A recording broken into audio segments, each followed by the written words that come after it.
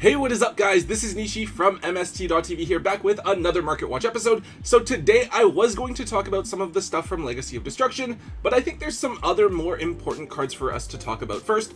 Honestly, even though Legacy of Destruction is a pretty important set, in terms of the cards that it brought into the game because of things like the Tenpai Dragons, it honestly isn't doing anything too crazy market-wise, at least as far as the cards in the set itself go. So instead we're going to be covering a bunch of other cards that are currently trending, either because they're looking like they will see more play in this upcoming format, or because of new support recently revealed in the OCG. Let's get started. Kicking things off, let's talk about Odd Eye's Vortex Dragon. Now this card is a relatively old fusion monster. Essentially it's just another Omni Negate, where you can negate a spell trapper monster effect by shuffling a face-up pendulum monster from your extra deck back into the deck. Now it does also have an effect to bounce an opponent's attack position monster on summon. However, that effect is somewhat less common to be used because this is typically something that you'll try to summon when you're going first. Now this card isn't typically fusion summoned, rather it gets cheated out with Odd Eye's Absolute Dragon, a generic rank 7 Xyz monster. So right now this card is being used in some decks that are running the Melodious engine, such as Snake Eye Melodious. The idea is that you can use multiple copies of Bacha to make Absolute Dragon before linking it off, and then you can basically end on Appaloosa with a Vortex Dragon without having to commit your normal summon. Now personally, I'm not really that big on using the engine there, since I feel like you're running 3 good starters in Ostinato, but you're running a bunch of bricks too. The deck did get second place at YCS Brazil, I believe. Anyways, surprisingly we are seeing all versions of Vortex Dragon going up across the board. The ultis are the highest rarity printing, they're up to around $50 each right now. It does have 2 secret rare printings from Dimension of Chaos and then its tin reprint. Those are going for anywhere between 10 to 15. And then the really surprising thing for me is that we have the supers from Pendulum Evolution and then the commons from one of those legendary Dragon Dex boxes, and both of those are up to around $5 each per copy, which is pretty crazy considering that this is basically bulk before. This is a card that's really easy to overlook for both of those lower rarity printings, so definitely see if you have any of these lying around in your bulk that you can now offload. The next one here is Striker Aelia. This card is a Link 2 monster that's somewhat generic, just requiring 2 light and or dark monsters to make it. It has a couple of different effects. On summon you can destroy any card on the field, but then if you have 3 or less spells in your graveyard, this card is sent to the graveyard. Also, if it battles an opponent's monster, you can banish a spell from your graveyard to destroy that opponent's monster. So I remember when this card first came out in Monstrous Revenge, I thought it would be a solid extra deck tech card that might see play in some things, but it never really did, and I think it's because it's basically completely outclassed by SP Little Knight as a generic Link 2 monster that just provides spot removal. However, Aelia is currently starting to see a bit more play for a couple of different reasons. The first is that Aelia doesn't stop you from attacking directly if you get rid of something with it, so there can be situations where you bring out Aelia so that you can still OTK your opponent through that. The second thing is that Aelia can automatically get itself off the board, which can be very useful in the Melodious deck. In order to use Ostinato or First Movement solo, you have to control no monsters, so rather than having to wait for your opponent to do something to clear your own SP, Aelia can get rid of a problem card right away and then clear itself so that you can resolve your card. And then the third thing is that technically this is a Striker monster as well, and I do believe we have some more Striker cards on the way, though I don't believe they're particularly good. Historically, this card has been around the $10 mark, but over the last month or so, we've seen it climb up to around 18 to 20. I don't see this card getting reprinted anytime soon since it is still relatively new and it's still relatively cheap right now. I'd make sure that you at least own a single copy of the card just in case you do need to use it, in case it continues to go up any further. This one is a pretty weird one. It's number 50 Black Ship of Corn. So for those of you that were playing Dino Rabbit format, this card actually used to be really cool. This generic rank 4 lets you send a face-up monster your opponent controls with less attack than this card directly to the graveyard, and then burn your opponent for 1000 damage as well. So back then, Wind-Up Zen Mains was a really difficult card to deal with. People were playing cards like Tempo just to get material off of it. However, Black Ship came out and everyone was scrambling to get it because it was able to out Zen Mains extremely easily. Apparently Black Ship of Corn is trending right now because it's a plant extra deck monster, and as we talked about when we were discussing Bengalancer, good generic plant, insect, and reptile extra deck monsters are pretty hard to come by. I don't really know too much about the Ragnarok theme. I think only the Lizard's a level 4, but I guess maybe if you're playing this deck with like Ogdoadic, they can make rank 4s pretty easily, so you can go into this as well. Anyways, it is mostly just small movement that we're seeing with Black Ship right now. The Ultras are the original printing. They came out in one of those little manga booklets. Those were around $4 to $5. They're now up to between 8 to 10, though to be fair, there are very few listings available on TCG Player right now. And then we also have the Supers, which were a tin promo. Those are just a couple of dollars each. Honestly, I'm not sold on this card. I don't think that it would be all that relevant in 2024. I would consider picking up a super rare if you are really worried about the card being useful or good in the Ragnarok deck and you're interested in it, but I definitely consider offloading the Ultras if you just have them lying around. Up next, it is Condemned Witch. Now, this card is a pretty interesting monster. It's a searcher for the forbidden quick play spells, so I think this is one of the only things that can search for cards like Lance, Droplet, or Chalice. This card is being used as a side deck option in the Melodious strategy, I believe specifically for going first. Now, on normal summon, this card searches for Forbidden Droplet. Remember that this is only on normal summon. You don't get that effect if you pendulum summon out the Condemned Witch. Its other effect is that during the opponent's main phase, you can tribute this card to special summon a level 4 fairy from your deck. A lot of the time, this is going to be the Barrier Statue of Light, which is going to cut off decks like Snake Eye.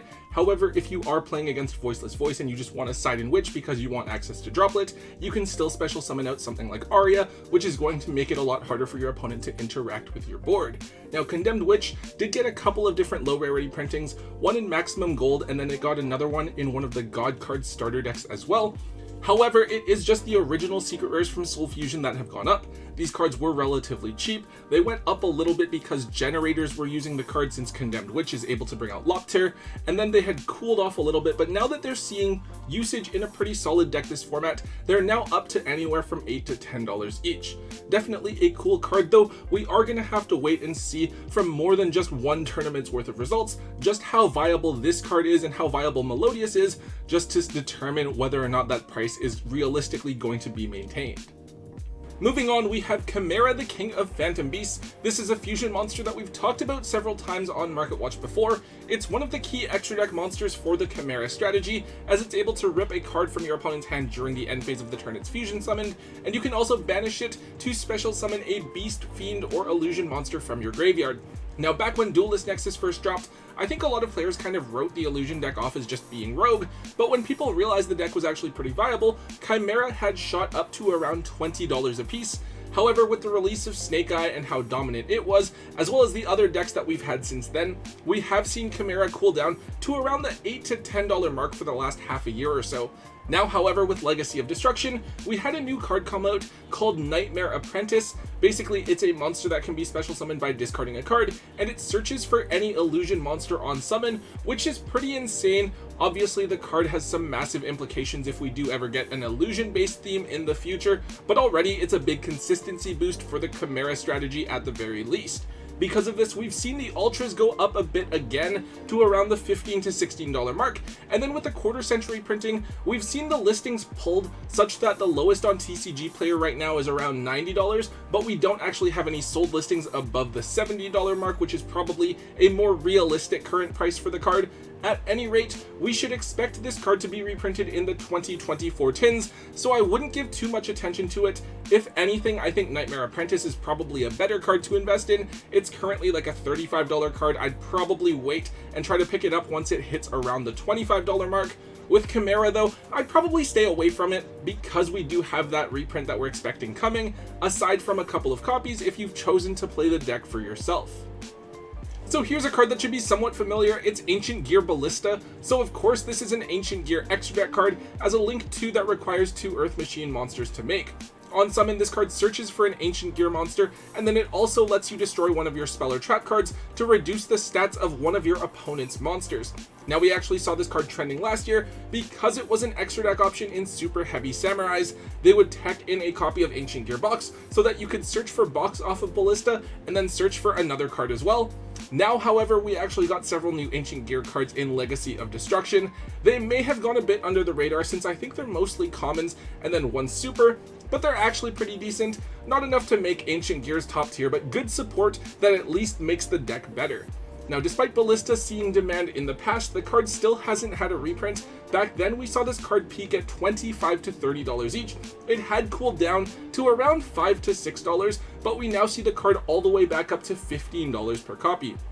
I do feel like this card is due for a reprint, especially because it's exactly the sort of thing that an OTS tournament pack should be reprinting as a common or a super, but either way, I'd probably look to move your copies of Ancient Gear Ballista right now, unless you're really convinced that you want to play Ancient Gears for some reason. And finally, there's one last card I want to mention, it's Necro Valley. So this card is a really annoying field spell. If you guys were playing during tier limit format, this is a card that players were using in decks like Exosister, since it prevented tier limits cards from being able to either fuse or shuffle back cards from the graveyard. I'm actually kind of surprised that it took a while for this to catch on, because theoretically this card is useful against Snake Eye, preventing cards like Poplar from placing themselves back to the spell trap zone, Flamberge from summoning targets out of the graveyard, and of course both of Promethean Princess's effects. However, this card has started to pop up in some Tenpai Dragon lists now.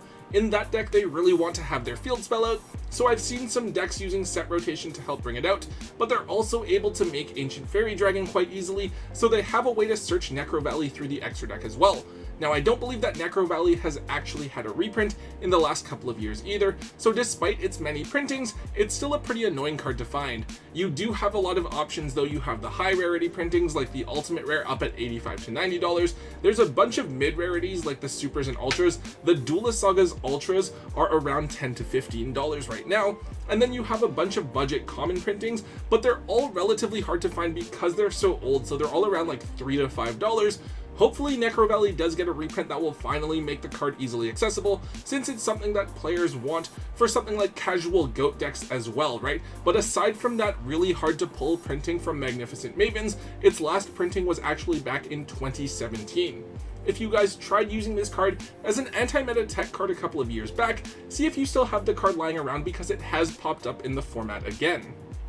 Alright guys, that is all we have for today's episode. Definitely some interesting stuff to keep us occupied, but the big thing is going to be Rarity Collection 2 and the reveals that are going to be coming out on Monday to show everybody exactly what's going to be in that set and all of the crazy reprints that are going to be coming. I'm really excited for that. I'm super excited to do like the case openings with my friends and everything, so definitely looking forward to that over the next couple of weeks. Anyways guys, if you did enjoy today's Market Watch episode, please make sure you let me know by hitting that thumbs up button. Make sure you leave a comment in the comment section down below, hit subscribe if you haven't already, and until next time guys, don't forget to hold on to your MST.TV.